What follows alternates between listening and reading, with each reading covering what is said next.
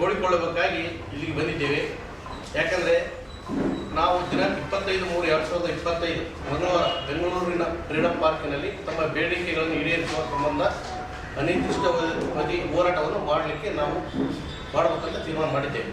ಯಾಕಂದರೆ 2017 ಸಾಲಿನಿಂದ ಈಚೆಗೆ ಸುಮಾರು ನಮ್ಮ ದೇಶಾದ್ಯಂತ 9,000 ಹೊಸ ಗ್ರಾಮೀಣ ವಿತರಕರನ್ನು ದೇಶಾದ್ಯಂತ ಆಯಿಲ್ ಮಾರ್ಕೆಟಿಂಗ್ ಕಂಪನಿಯು ನೇಮಿಸಿದ್ದು, ಇದರಲ್ಲಿ ಸುಮಾರು 40,000 ರಿಂದ 60,000 ಗ್ರಾಮೀಣ ಜನರಿಗೆ ಉದ್ಯೋಗ ದೊರೆಯುವುದೆಂಬ ಉದ್ದೇಶದಿಂದ ಮತ್ತು ಗ್ರಾಮೀಣ ಭಾಗದ ಜನರ ನಿಯಮದ ಪ್ರಕಾರ 15 ಕಿಲೋಮೀಟರ್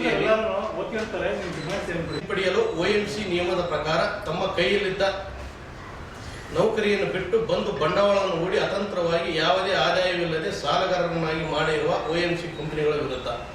ಯಾಕಂದರೆ ನಾವು 60-70 ಲಕ್ಷ ರೂಪಾಯಿ ಸಾಲ ಮಾಡಿ ಇವರು ನಂಬಿ ಬಂದು ನಮ್ಮ ಕೈಲಿದ್ದಂಥ ಕೆಲವೊಬ್ಬರು ನೌಕರಿಗಳು ಕಳ್ಕೊಂಡು ನಾವು ಏಜೆನ್ಸಿಗಳನ್ನು ಮಾಡ್ಕೊಂಡಿದ್ವಿ. ಇಲ್ಲಿವರೆಗೂ ನಮಗೆ ಯಾವುದೇ ರೀತಿಯಿಂದ ಆದಾಯ ಇಲ್ಲ, ಯಾವುದಿಲ್ಲ. ನಮ್ಮ ಏಜೆನ್ಸಿಗಳು ಒಂದು EMI ಕಟ್ಟಲಾರ್ಥ ಪರಿಸ್ಥಿತಿ ನಮಗೆ ಬಂದಿದೆ. ಸೊ ನಂಬಿಕೆ ನಾವು ಬಂದು ಏಜೆನ್ಸಿ ಓಪನಿಂಗ್ ಮಾಡಿದಲ್ಲಿಂದ. ಮತ್ತು ಎರಡನೇದೇನೆಂದರೆ ಗ್ಯಾಸ್ ಗೇಟ್ ಹಗರಣದಲ್ಲಿ ಹಳೆಯ ವಿತರಕರು ಹೊಸ ವಿತರಕರಿಗೆ ಗ್ರಾಹಕರನ್ನು ವರ್ಗಾವಣೆ ಮಾಡದೆ ತಾವೇ ಸುಮಾರು 50 ರಿಂದ 70 ಕಿಲೋಮೀಟರ್ ದೂರ ಕ್ರಮಿಸಿ ಪ್ರತಿ 1 ಕಿಲೋಮೀಟರ್ಗೆ 1 ರೂಪಾಯಿ ಪೈಸೆಯಂತೆ ಡೆಲಿವರಿ ಶುಲ್ಕವನ್ನು ಪಡೆದು ಗ್ರಾಮೀಣ ಭಾಗದ ಜನರಿಗೆ ಹಾಗೂ ಸರ್ಕಾರಕ್ಕೆ ಮೋಸ ಮಾಡುತ್ತಿದ್ದಾರೆ. ಯಾರು ಹಳೆಯ ಡೀಲರ್ಸ್ ಇದನ್ನು ಈ ಟೈಪ್ ಮಾಡ್ತಿದ್ದಾರೆ. ಮೂರನೇದೇನೆಂದರೆ ತಕ್ಷಣಕ್ಕೆ ಜಾರಿಗೆ ಬರುವಂತೆ ನಗರ ವಿತರಕರು ತಮ್ಮ ಕಾರ್ಯಕ್ಷೇತ್ರದ 15 ಕಿಲೋಮೀಟರ್ ವ್ಯಾಪ್ತಿ ಮೀರಿ ಸಿಲಿಂಡರ್ ವಿತರಿಸುವುದನ್ನು ತಡೆಯುವಂತೆ ಸುತ್ತಲೂ ಹೊರಡಿಸುವುದು ಆಗ್ರಹ. ಯಾಕೆಂದರೆ ಅವರು 15 ಕಿಲೋಮೀಟರ್ ಬಿಟ್ಟು ಹೊರಗಡೆ ನಮ್ಮ ಗ್ರಾಮೀಣ ಪ್ರದೇಶಕ್ಕೆ ಬರಬಾರ್ದು. ಯಾಕೆಂದರೆ ಇದರಿಂದ ನಮಗೆ ಭಾಳ ತೊಂದರೆ ಆಗಿದೆ. ಯಾಕೆಂದರೆ ನಾವು ಇದರಲ್ಲಿ ನಿನ್ನ ಸಂಕಷ್ಟದಲ್ಲಿ ಭಾಳ ಇದ್ದೀವಿ. ಯಾಕೆಂದರೆ ಇದೊಂದು ನಾವು ಏಜೆನ್ಸಿ ನಂಬಿ ವಿಷ ಕುಡಿಯೋ ಪರಿಸ್ಥಿತಿ ನಮಗೆ ಬಂದಿದೆ ಇದು ನಂಬಿ.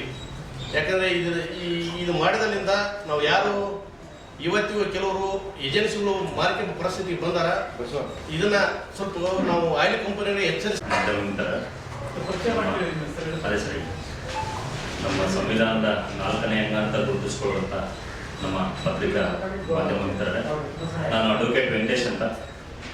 ನಾನು ಈ ಫೆಡರೇಷನ್ ಅಂದರೆ ಕರ್ನಾಟಕ LPG ಗ್ರಾಮೀಣ ವಿತರಕ ಫೆಡರೇಷನ್ ಇಂದ ಇದಕ್ಕೆ ಲೀಗಲ್ ಅಡ್ವೈಸರ್ ಆಗಿ ಕೆಲಸವನ್ನು ನಿರ್ವಹಿಸ್ತಾ ಇದ್ದೀನಿ. ನಾನು ಫಸ್ಟ್ ನಿಮಗೆ ಒಂದು ಕ್ಲಿಯರ್ ಪಿಕ್ಚರ್ ಕೊಡ್ತೀನಿ. ಇವತ್ತಿನ ಹೋರಾಟ ಏನಂತ ಇದನ್ನ ಪ್ರೆಸ್ ಕ್ಲಬ್ಬಿನ ಉದ್ದೇಶ, ಮೀಟಿಂಗ್ನ ಉದ್ದೇಶ ಏನಂತ. ಅದಾದ ನಂತರ ಅಲ್ಲಿ ಸದಸ್ಯರು ಅಧ್ಯಕ್ಷರುಗಳು ಮಾತಾಡ್ತಾರೆ.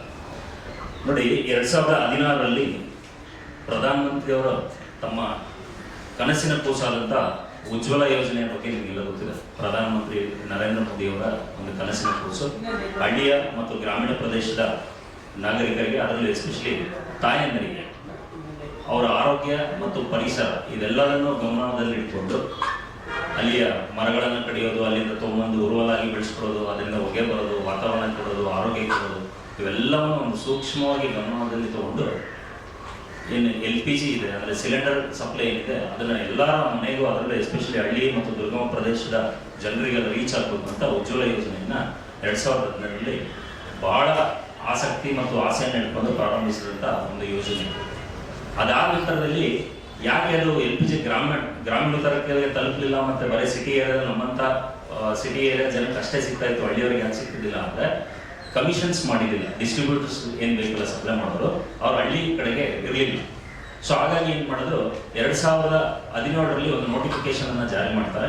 ಸರಿಸುಮಾರು ಆಲ್ ಓವರ್ ಇಂಡಿಯಾದಲ್ಲಿ ಸರಿಸುಮಾರು ಒಂದು 9,000 ಹೊಸ ಕಮಿಷನ್ನ ನೇಮಕ ಮಾಡ್ತಾರೆ. 2018-19ರಲ್ಲಿ ಅದಕ್ಕೆ ಪ್ರಾರಂಭ ನೀಡ್ತಾರೆ. ಅದು ಅಷ್ಟರ ಮಟ್ಟಿಗೆ ಪ್ರಾರಂಭ ಆಗೋದಿಲ್ಲ. ಆದರೆ ಆ 2019ರಲ್ಲಿ ಏನು ಅಪಾಯಿಂಟ್ ಆಗಿದ್ರೆ ಆ ಸದಸ್ಯರು ಈ ಫೆಡರೇಷನ್ ಇರ್ತಕ್ಕಂಥವ್ರು, ಅದರಲ್ಲೂ ಕರ್ನಾಟಕ ರಾಜ್ಯದವರು. ಸೊ ಇದರಲ್ಲಿ ಇರ್ತಕ್ಕಂಥ ಮೆಂಬರ್ಸ್ ಅಷ್ಟು ರೂರಲ್ ಪ್ರದೇಶದಲ್ಲಿ ಡಿಸ್ಟ್ರಿಬ್ಯೂಷನ್ ಏನು ಮಾಡ್ತಾ ಇದ್ದಾರೆ ಗ್ಯಾಸ್ ಏಜೆನ್ಸಿನ ಅವರಿದ್ದಾರೆ. ಅವ್ರಿಗೆ ಏನೇನು ನೆರವನ್ನು ಕೊಡ್ತೀವಿ ಅಂತ ಹೇಳಿದ್ರು ಆ ಯಾವ ನೆರವು ಕೂಡ 2019ರಿಂದ 2025 ಇವತ್ತಿನ ತನಕನೂ ಸಿಗಲಿಲ್ಲ, ಅವ್ರು ಕೊಡ್ತಾನೂ ಇಲ್ಲ. ಸೊ ಯಾವುದೇ ಒಂದು ಏಜೆನ್ಸಿಯನ್ನು ಸ್ಟಾರ್ಟ್ ಮಾಡ್ಬೇಕಾದ್ರೆ ನಿಮಗೆಲ್ಲ ಗೊತ್ತಿದೆ, ಒಂದು ಪೆಟ್ರೋಲಿಯಂ ಕಂಪನಿಯ ಜೊತೆಗೆ ಹೋಗಿ ಒಂದು ಪೆಟ್ರೋಲ್ ಬಂಕ್ ನಡೆಸಬೇಕಂದ್ರೂ ಕೂಡ, ಒಂದು ಗ್ಯಾಸ್ ಏಜೆನ್ಸಿಯನ್ನು ನಡೆಸಬೇಕಂದ್ರೂ ಕೂಡ, ಒಂದು ಗ್ಯಾಸ್ ಏಜೆನ್ಸಿ ಡಿಸ್ಟ್ರಿಬ್ಯೂಟರ್ ಅಂದರೆ ನಮ್ಮ ಇಮೇಜ್ ಏನಿರುತ್ತೆ ಅಂದರೆ ಈಸ್ ಕರೋಡ್ಪತಿ ಅನ್ನೋ ಒಂದು ಇಮೇಜ್ಗೆ ನಮಗೆ ಸಾಮಾನ್ಯ ಜನರ ದೃಷ್ಟಿಯಲ್ಲಿ ಬಂದಿರೋದು. ಯಾಕಂದರೆ ಇನ್ವೆಸ್ಟ್ಮೆಂಟ್ ಅಷ್ಟಿರುತ್ತೆ. ಹೆವಿ ವೆಹಿಕಲ್ಸ್ಗಳು ತೊಗೋಬೇಕು, ಗೋಡನ್ ತೊಗೋಬೇಕು, ಸ್ಟೋರೇಜ್ ಮೇಂಟೈನ್ ಮಾಡಬೇಕು, ಭಾಳ ಫಾರ್ಮಾಲಿಟೀಸ್ ಫುಲ್ಫಿಲ್ ಮಾಡಬೇಕು, ಆಮೇಲೆ ಫೈರ್ ಆಫೀಸರ್ಸ್ಗಳಿಂದ ಪರ್ಮಿಷನ್ ತಗೋಬೇಕು. ಅದು ಎರಡೆರಡು ಹತ್ರ, ಒಂದು ಶೋರೂಮಿಗೂ ತಗೊಳ್ಬೇಕು, ಮತ್ತೊಂದು ಗೋಡನಿಗೂ ಕೂಡ ತಗೊಳ್ಬೇಕಾದಂಥ ವಿಚಾರ. ಸೊ ಇಷ್ಟೆಲ್ಲ ಇನ್ವೆಸ್ಟ್ಮೆಂಟ್ಸ್ ನಿಮಗೆ ಎಲ್ಲರಿಗೂ ಕಣ್ಣಿಗೆ ಕಾಣ್ತಕ್ಕಂಥ ಇನ್ವೆಸ್ಟ್ಮೆಂಟ್ಸ್. ಸೊ 2019ರಲ್ಲಿ ಏನಾಯ್ತು, ಅನೇಕ ಕೆಲಸಗಳಲ್ಲಿ ಇರ್ತಕ್ಕಂಥ ಜನರೆಲ್ಲರೂ ಕೂಡ ಮತ್ತೆ ಬೇರೆ ಬೇರೆ ಉದ್ಯೋಗದಲ್ಲಿರ್ತಕ್ಕಂಥ ಜನರೆಲ್ಲರೂ ಕೂಡ ಈ ತರ ಒಂದು ಆಫರ್ ಸಿಕ್ತು ಅನ್ನೋದಕ್ಕೆ ಸೊ ಅವರೆಲ್ಲರೂ ಅಪ್ಲೈ ಮಾಡ್ಕೊಂಡು ಇದರಲ್ಲಿ ಮುಖ್ಯವಾಗಿ ಸೇವಾ ಮನೋಧರ್ಮ ಇದ್ದಾಗ ಮಾತ್ರ ಇಲ್ಲಿ ಬರ್ಲಿಕ್ಕೆ ಸಾಧ್ಯ. ಸೊ ಹಾಗಾಗಿ ಸೇವಾ ಮನೋಧರ್ಮ, ಅದರಲ್ಲೂ ಹಳ್ಳಿ ಕಡೆ ಕೆಲಸ ಮಾಡಬೇಕು. ಆ ಥರ ಮನೋಧರ್ಮದಲ್ಲಿ ಇರ್ತಕ್ಕಂಥವ್ರು ತಮ್ಮ ಓನ್ ಬಂಡವಾಳವನ್ನು ಹಾಕಿ ಕೆಲಸ ಮಾಡ್ತಕ್ಕಂಥವ್ರನ್ನ ಅಪಾಯಿಂಟ್ಮೆಂಟ್ ಮಾಡ್ಕೊಳ್ತಾರೆ. ಅದನ್ನ ಯಾರನ್ನೇ ಅಪಾಯಿಂಟ್ ಮಾಡ್ಕೋಬೇಕಾದ್ರೂ ಕೂಡ ಪ್ರಾವಿಷನ್ಸ್ ಇರ್ತದೆ. ಸೊ ನಮ್ಮ ಇಂಡಿಯಾದಲ್ಲಿ ನಿಮಗೆಲ್ಲ ಗೊತ್ತಿರೋ ಹಾಗೆ ಪ್ರಾವಿಷನ್ಸ್ ಇಲ್ದಲೆ, ಆ್ಯಕ್ಟ್ ಇಲ್ದಲೆ ಏನು ಕೂಡ ಒಂದು ಕೆಲಸ ಕೂಡ ಆಗೋದಿಲ್ಲ.